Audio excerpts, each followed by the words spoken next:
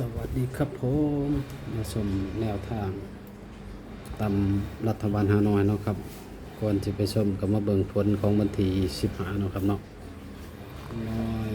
พิเศษเนาะครับเนาะ807920770นี่เนาะครับมาอยู่เนาะครับ92เนาะครับมาน้อยปกตินี่เบิ่นอย่างเดียวเนาะเพราะว่าของเฮาบ่มีเบิ่นมาน้อย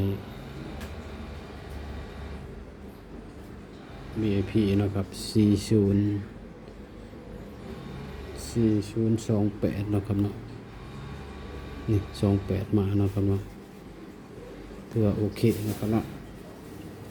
เมื่อนี้วันพฤหัสเนาะครับเนาะของวันที่26เนาะครับเนาะเดือน3 69เนาะครับเนาะโอ้โหมันสิใส่ชุดเก่าด้วยสิใส่ลองข้างล่างก็เนาะครับเนาะที่ผมใส่ตลอดใส่แต่ข้างบนนี่เนาะครับเนาะใส่ข้างบนนี่เนาะแต่ว่าสิลองข้างล่างเนาะครับมื้อนี้เพราะว่ามันเข้ากับเด็กวิ่งเนาะครับเนาะมีแต่9878เนาะครับเนาะ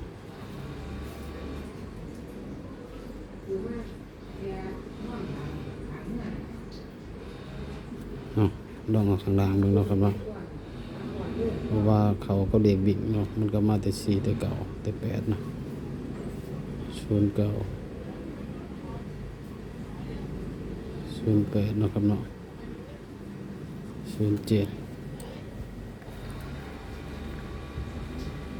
06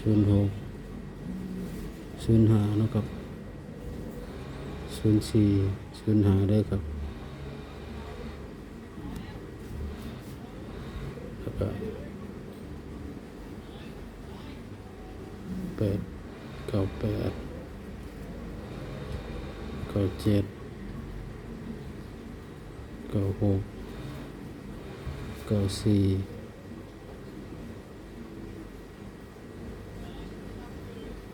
95เนาะครับเนาะ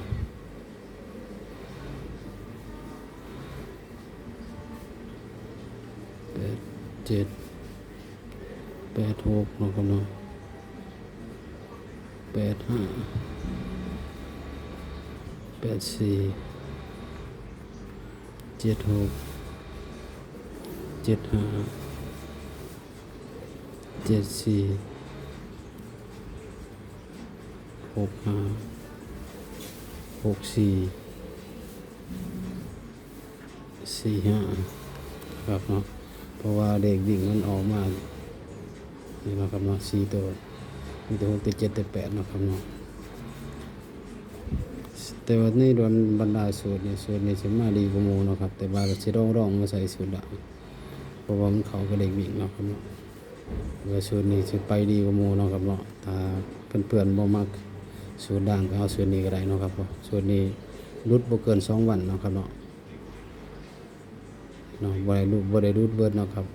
รุด2น้อยสิเข้าน้อยนึงสิเนาะครับเนาะ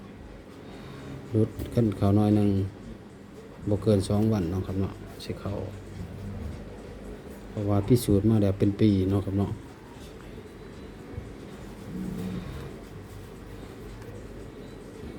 ต้องสูดดมเพราะวันเขากับบิ่งเนาะหรือวันสิดอกเขาเนาะครับเนาะส่วนมากเคยเฮ็ดมาอาจสิดอกมันสอบดอกหน่อยเนาะครับเนาะแต่ว่า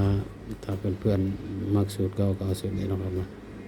สูตรถึงนี่ผมใส่สูตรด่างนี่ก่อนเนาะครับเนาะเพราะว่าเห็นมันเขาก็เด็กบิ่งนะครับนี่มี78 6 78เนี่ยอย่ามันมาสูงเนาะครับเนาะแต่ว่าผมว่าเด็กยังอยู่ต่ำๆอยู่ช่วงนี้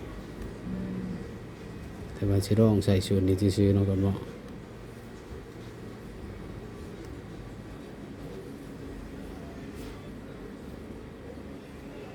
ฝากชมคลิปให้จบเด้อครับเนาะครับเนาะเพื่อเป็นแนวทางสะสมชั่วโมงเนาะครับเนาะฟังคำเตือนเนาะครับเนาะสูตรมีเขามีรสเนาะครับเนาะเป็นแค่เพียงแนวทางบ่ได้สนับสนุนในการพนันพิจารณาให้ดีก่อนนำไปใช้เนาะครับเนาะทาง2เป็นแค่สื่อกลางเนาะครับเนาะถ้าสิเอาไปใช้ก็พิจารณาให้ดีเนาะครับเนาะขอบ คุณเพื่อนๆทุกคนเนาะครับเนาะที่มารับชมให้กำลังใจเนาะครับเนาะฝากชมคลิปให้จบนำเด้อครับ